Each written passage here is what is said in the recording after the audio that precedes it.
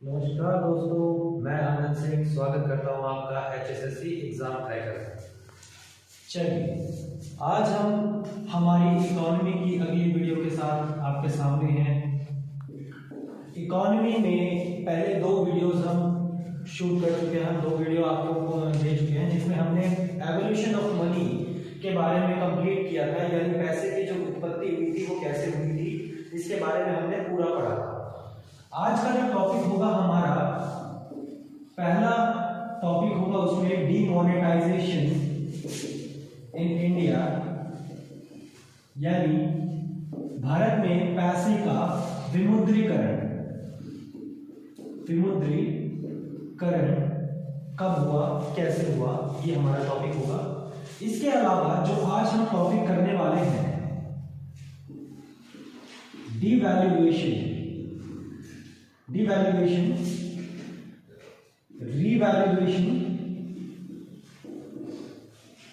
Depreciation और appreciation,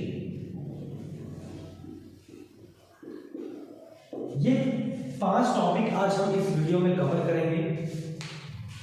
अगर अब तक आपने हमारे चैनल को लाइक नहीं किया है, प्लीज वीडियो को लाइक कीजिए, चैनल को सब्सक्राइब कीजिए और जितना हो सके शेयर कीजिए, ताकि आप लोग आपके जो सगे संबंधी या कोई भी मित्रगण आप हमारी वीडियोस का फायदा उठा सके। चलिए आज के टॉपिक में पढ़ते हैं। डिवैल्यूएशन को होता क्या है, डिवैल्यूएशन, रिवैल्यूएशन, एप्रिसिएशन और एप्रिसिएशन होते क्या है, स्टार्ट इससे करते हैं। ठीक है, चलिए। डिवैल्यूएशन को हिंदी में हम कहते हैं अवमूल्यन। अवमूल्यन हिंदी में सबसे पहले मैं इन वर्ड्स में बता देता हूं। रिवैल्यूएशन को कहते हैं पुनः मूल्यांकन।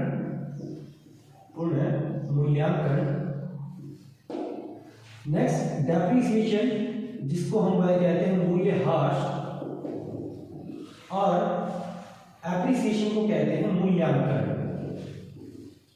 तो ये बेसिकली हमारे जो वर्ड्स हैं जिनके बारे में हम बात करते हैं। डीमोनेटाइजेशन को विमुद्रीकरण, डिवैल्यूएशन को अवमूल्यन, रिवैल्यूएशन को पुनः मूल्यांकन, डेप्रिसिएशन को मूल्यह्रास और एप्रिसिएशन को मूल्यांकन।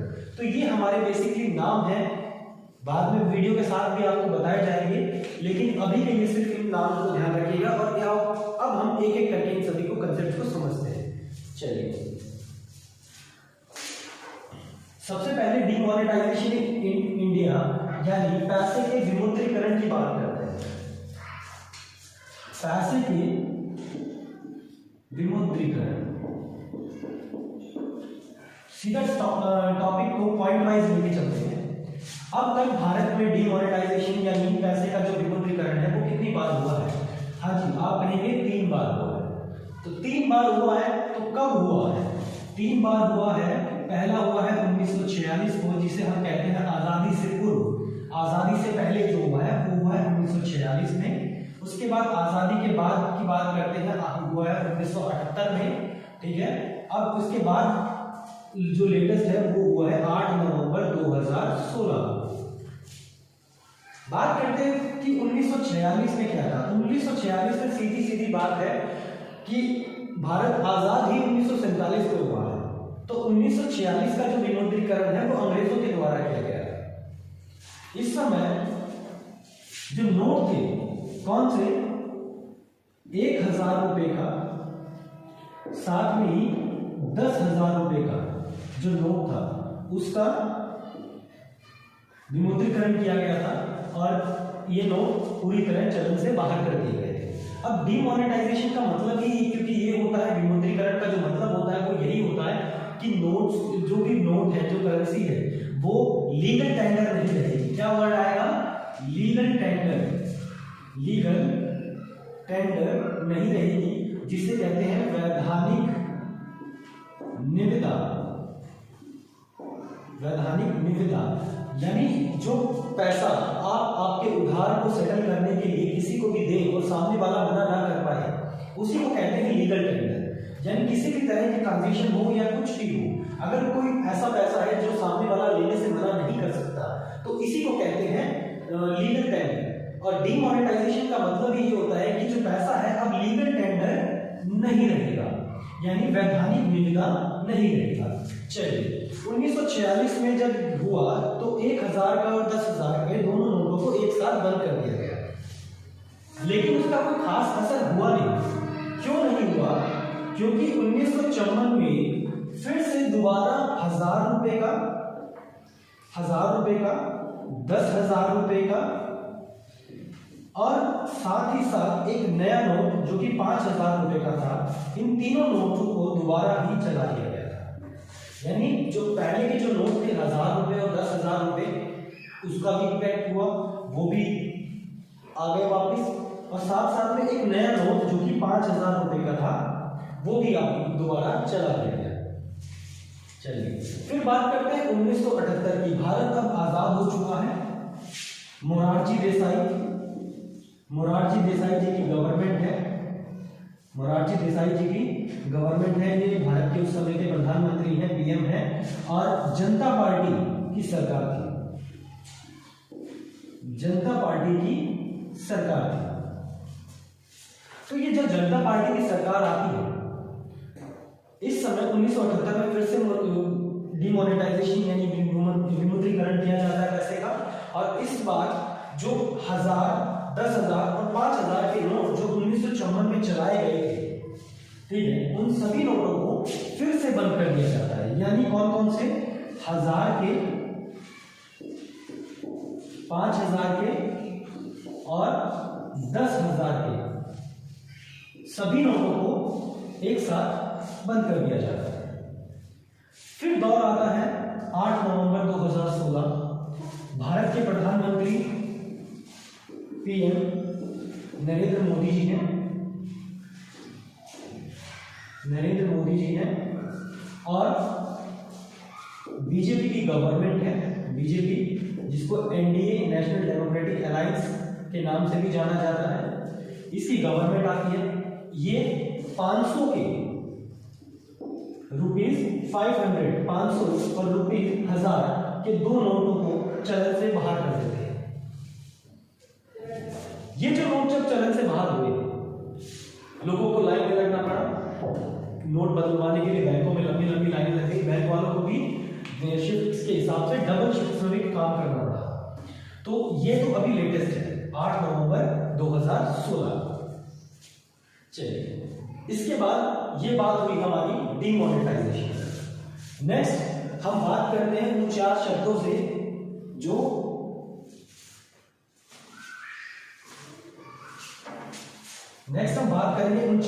पे जिसमें हमने कहा है कि हम डीवैल्यूएशन की बात करेंगे, रीवैल्यूएशन की बात करेंगे, डेप्रिसिएशन और एप्रिसिएशन।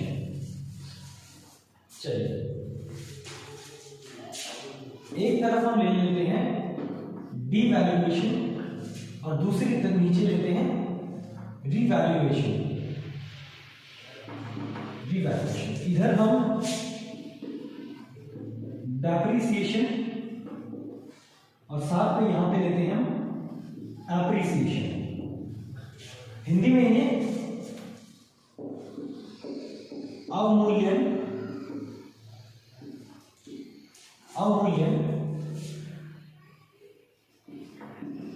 पूर्ण मूल्यांकन,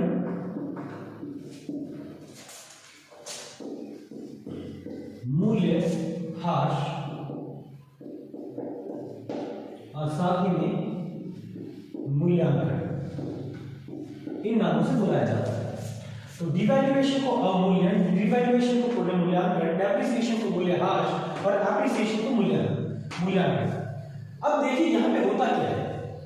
आपने एक शब्दों के बारे में सुना होगा, इंपोर्ट एक्सपोर्ट। इंपोर्ट यानी आयात और एक्सपोर्ट का मतलब है निर्यात। इन दोनों शब्दों पे इन सभी का काम डिपेंड करता है, और खासकर डेप्रिसिएशन और एप्रिसिएशन तो इसी पे डिपेंड करते हैं, इंपोर्ट पे और एक्सपोर्ट पे। समझाते हैं कैसे। मूल्यह्रास जब किया जाता है, जब हमारी जो फॉरेक्स यानी जो विदेशी मुद्रा, फॉरेक्स का यानी कहने का मतलब है जो विदेशी मुद्रा का जो भंडार है, विदेशी मुद्रा का जो भंडार है उसमें कमी आ जाए, तब हम क्या करते हैं कि ज्यादा से ज्यादा विदेशी मुद्रा भारत में आए, ज्यादा से ज्यादा डॉलर भारत में आए, इसीलिए हम अपनी करेंसी का जानबूझकर रेट कम करते हैं और उसी समय जानबूझ के जब रेट कम करते हैं तो कुछ हिस्सा जुड़ता है मार्केट फोर्सेस का, यानी मार्केट में कैसे चल रहा है इंपोर्ट एक्सपोर्ट। यहाँ पे दो वर्ड आए, एक तो हम जानबूझ के कर रहे हैं और एक क्या कर रहे हैं इंपोर्ट एक्सपोर्ट। हम क्या कर रहे हैं, दोनों तरफ से डॉलर को बढ़ाने की कोशिश कर रहे हैं। दोबारा समझिएगा इस कंसेप्ट को कि हम डॉलर की कमी हुई है हमारे पास और हम डॉलर ज्यादा चाहते हैं भारत में, तो उस स्थिति में हम एक करते हैं डिवैल्यूएशन और एक करते हैं डेप्रिसिएशन। लेकिन जब हम करते हैं जानबूझ के तो उसे हम कहते हैं डिवैल्यूएशन, यानी यहां हम क्या कर रहे हैं, जानबूझ के कर रहे हैं।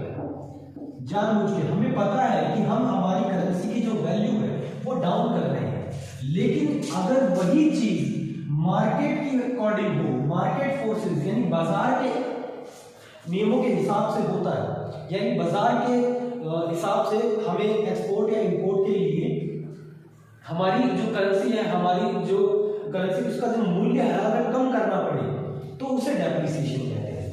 वहीं पे जब हम बात करते हैं रीवैल्यूएशन की और एप्रिसिएशन की, तब इस समय हम रीवैल्यूएशन में क्या करते हैं, हमारी वही कंडीशन लगती है, हम जानबूझ के हमारी करेंसी को स्ट्रॉन्ग करते हैं। ठीक है, यानी सिंपल सी बात है कि हम जानबूझ के ये चाहते हैं कि हमारी करेंसी, हमारे पास डॉलर बहुत है, अब हमारी करेंसी की डिमांड होनी चाहिए, तो हम जानबूझ के डॉलर के मुकाबले हमारी जो करेंसी है उसको मजबूत करते हैं रीवैल्यूएशन में। और यहीं पे यही काम, सेम यही काम यहाँ पे मार्केट करता है। ठीक है, उम्मीद है आप लोग समझ पा रहे होंगे। अब हम पढ़ेंगे कि डिवैल्यूएशन को भारत में कब किया गया। ठीक है, हम डिवैल्यूएशन के कंसेप्ट को यानी अवमूल्यन के कंसेप्ट को पढ़ेंगे कि कैसे हुआ, जानबूझ के हमने हमारी करेंसी की रेट कब कब कम किए। हमने जो डिवैल्यूएशन किया ये भारत में अब तक 3 बार हो चुका है। जैसे डिमोनेटाइजेशन यानी विमुद्रीकरण 3 बार हुआ है, वैसे ही डिवैल्यूएशन भी आज तक 3 बार हुआ है। कब कब हुआ है, 1949, 1966 और 1991।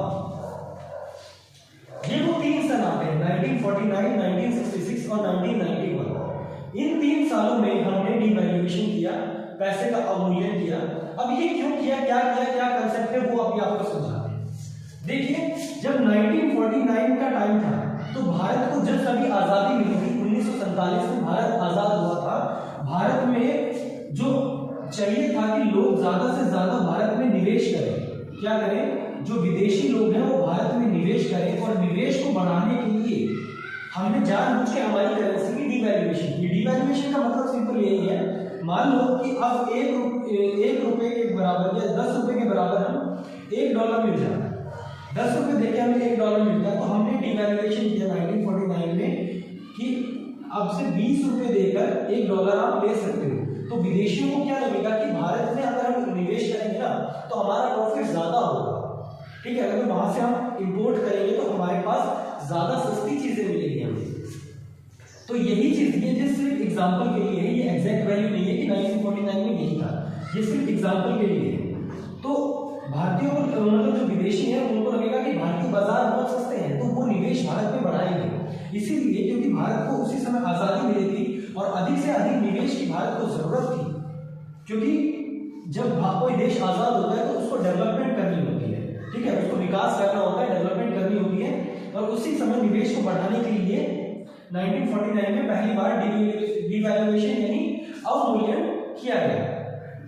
दूसरी बार 1966 में किया गया। अब ये 1966 में ऐसा क्या हुआ, 1966 में ऐसा कुछ नहीं हुआ था, लेकिन 1966 से पहले 1962 में इंडिया चाइना और 1965 में इंडिया पाकिस्तान की 2 युद्ध भारत में लड़े हैं, इंडिया और चाइना का, और साथ में इंडिया पाकिस्तान, ये 2 युद्ध लड़े। जब भी युद्ध होता है अर्थव्यवस्था पर बहुत गहरा असर पड़ता है, विदेशी कंपनियां फटाफट उठ के भाग जाती हैं, लोगों को लगता है कि अब इस देश में कुछ नहीं होगा, सिर्फ युद्ध होगा, मतलब काट मार मचेगी, और जिन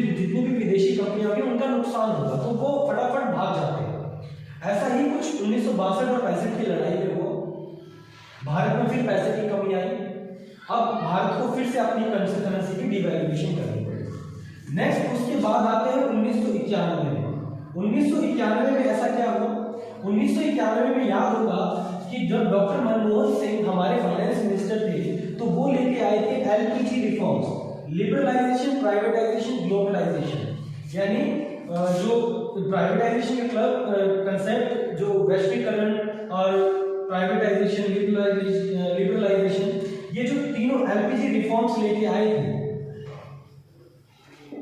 डॉक्टर मनमोहन सिंह, इनके लिए इस समय पे ये करेंसी किया गया कि 1991 में एलपीजी रिफॉर्म्स लेके आए, क्योंकि भारत में पैसे का जो विदेशी मुद्रा का भंडार था वो कम हो गया था और balance of payment crisis, balance of payment BOP crisis जिसे बोलता है, वो स्थिति पैदा हो गई थी, जिससे निपटने के लिए एलपीजी रिफॉर्म्स को लाया गया था। इसके पीछे की जो स्टोरी है वो बैलेंस ऑफ पेमेंट क्राइसिस के टाइम पे, या जब हम एलपीजी को ढंग से पढ़ेंगे तब मैं आपको सामने डिस्कस करूंगा, ठीक है। अभी के लिए सिर्फ इतना ही कि कैसे डिवैल्यूएशन हुआ, क्यों किया जाता है, कब कब भारत में किया गया। थैंक यू फॉर नाउ और प्लीज चैनल को सब्सक्राइब कीजिए, वीडियो को लाइक कीजिए और जितना हो सके हमारे चैनल को शेयर कीजिए और लोगों तक भी पहुंचाइए ताकि सभी को फायदा मिल सके, ठीक है। Thank you so much.